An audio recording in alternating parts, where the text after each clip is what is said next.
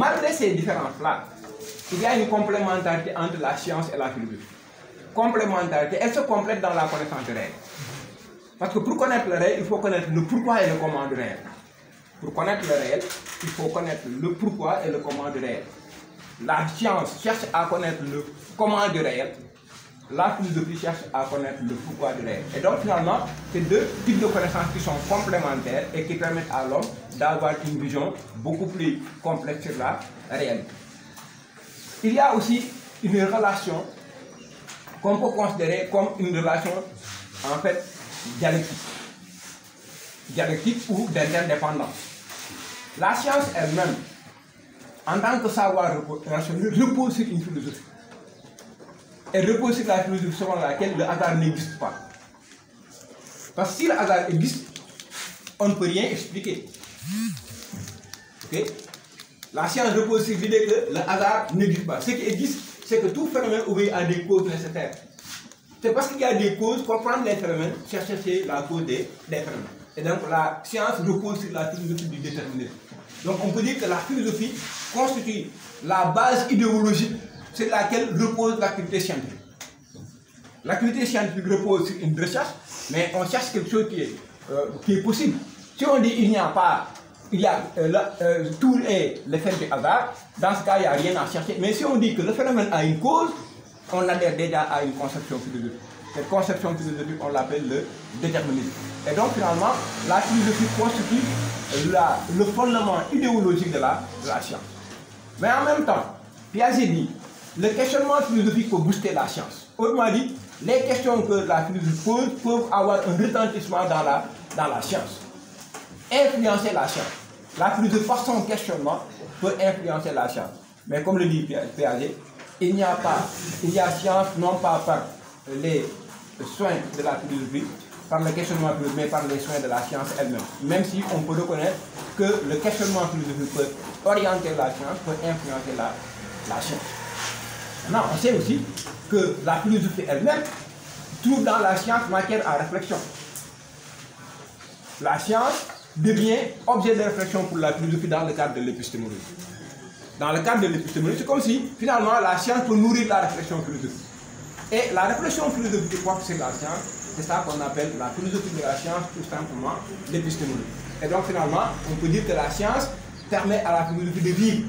Permet à la philosophie de vivre parce qu'elle fournit une matière dont peut se nourrir la réflexion philosophique. Et cette matière-là, elle est digérée à travers l'épistémologie qui est la réflexion sur la science.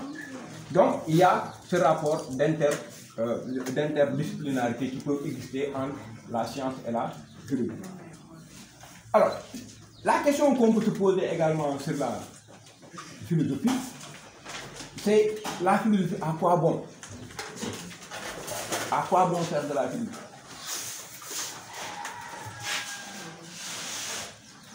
Poser cette question, c'est réfléchir sur l'utilité de la philosophie. Mais aussi se rendre compte qu'en réalité, tout le monde ne perçoit pas l'utilité de la philosophie.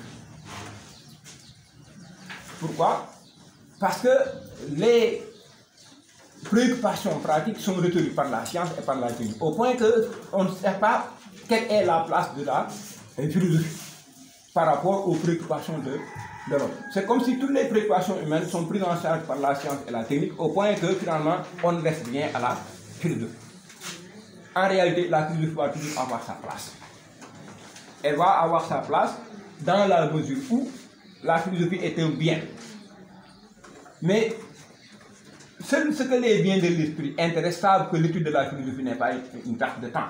C'est un bien, mais fait partie des biens de l'esprit. Ceux qui savent qu'il y a des biens matériels et il y a des biens de l'esprit, ceux-là ne vont pas considérer la philosophie comme une chose qui est inutile. La philosophie sert à nuire à la bêtise. C'est contre la bêtise humaine. Quand on dit que quelqu'un qui est bête, parce que qui est idiot, qui ne réfléchit pas. La philosophie nous aide donc à combattre la bêtise humaine. Pourquoi? En affinant notre pensée. Elle nous interdit, elle nous empêche de faire des fautes de pensée. Et ne serait qu'à ce niveau, la philosophie est importante pour chaque individu. Éviter la bêtise, éviter de penser bêtement. Il y en a qui pensent bêtement, parce que certainement, ils n'ont pas le sens critique. Okay. Et comme ils n'ont pas le sens critique, ils peuvent penser bêtement. Et le fait de faire penser bêtement, c'est donc faire une bêtise. Et la philosophie donc est un moyen de combattre la bêtise humaine. Sous toutes ses formes, mais surtout sous sa forme la plus humaine, qu'on arrive à penser bêtement. Que donc finalement elle nous permet d'affiner notre pensée pour que finalement la pensée devienne une pensée qui est digne, une pensée qui est humaine.